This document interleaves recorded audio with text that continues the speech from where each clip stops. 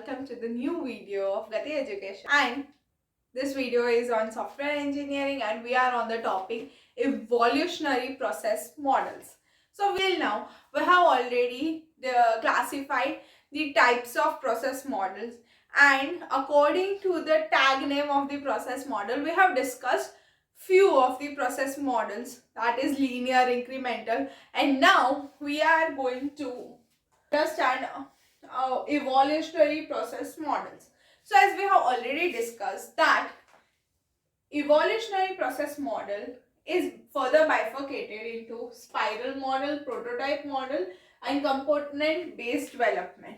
So today we are going to understand prototype model. So here I have drawn the block diagram of prototype model. How does it looks? So till now we have already seen waterfall and incremental and RAD model and all. In those models the activities were like going either linearly or by step or something like that. Now in this evolutionary process model the thing is like it goes in some different direction. It also, the activities are conquered one by one only. Here also communication is there, thereafter planning is there, modeling, construction, deployment, but it goes in some direction, round by round. So first of all communication is there, then planning, modeling, then construction.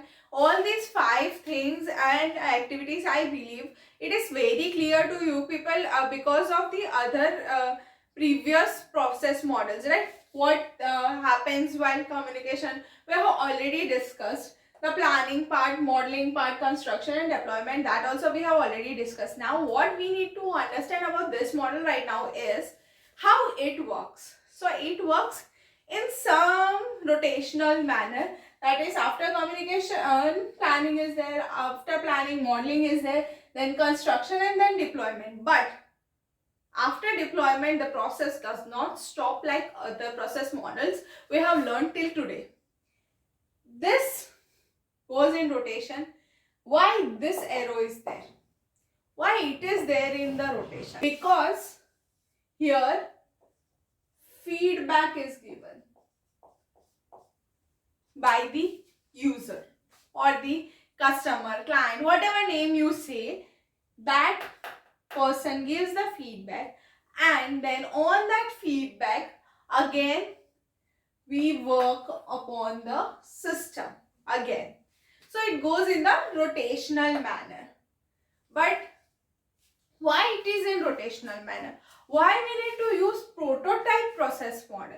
So the reason behind usage of prototype model is when requirements of customers are not clear. When customer does not know properly what he or she wants. Like in my mind some picture I have built already that I want something. But how, with what functions and all, I have no clear picture and no clarification about. Then we can use prototype model. So whatever things I know about the system software, what I want, I'll just give those requirements to the developer, and according to that requirement deployment will be done. After that, if I want any sort of changes or anything, like I find something new in my mind and all, then I can give the feedback and then again the process go on. So this prototype model is used when you have fuzzy idea, you do not have any detailed discussion about the requirements of the software, and you do not know what do you want in detail, you are not clear about the thing, then you go with the prototype. In this model both developer and the customer, both of them are not clear about the requirement and the software. So when the fuzzy requirement is there, we use this model. Plus it is quick, like whatever requirement once given to the developer will make it and quickly give it to the customer. so he can refine the requirements again. And this process model is a standalone process model. And as you can see, there are some benefits, like even if the requirements are not clear, we can go with it. Like we can go with a basic version of some software and thereafter we update it. That thing goes on and on in this model.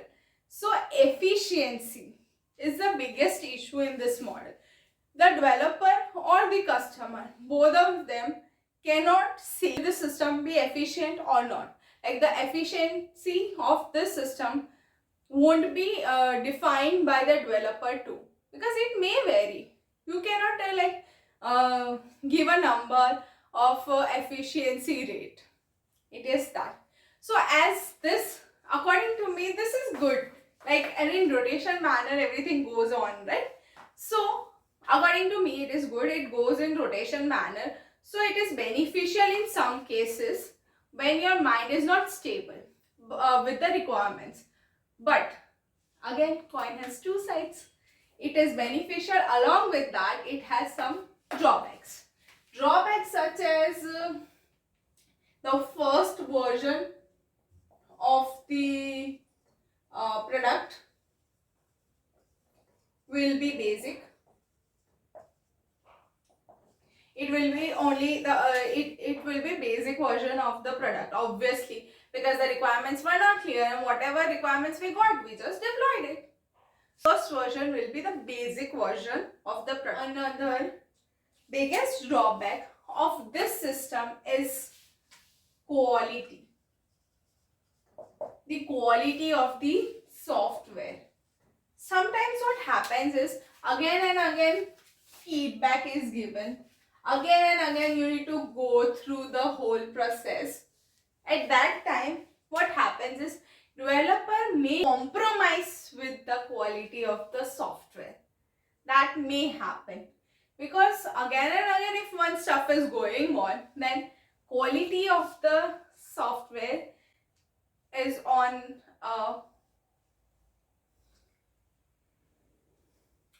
quality of the software can be compromised in this case.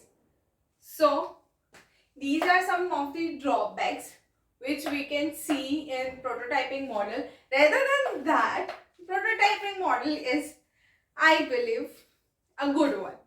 So in this evaluationary process model, we have learned one of the process model, that is prototype process model. And that's all for this video, and we'll meet in the next video with the another process model of the evolutionary process models. Till then, keep watching my videos, keep learning, be safe. Until then, bye. Thank you.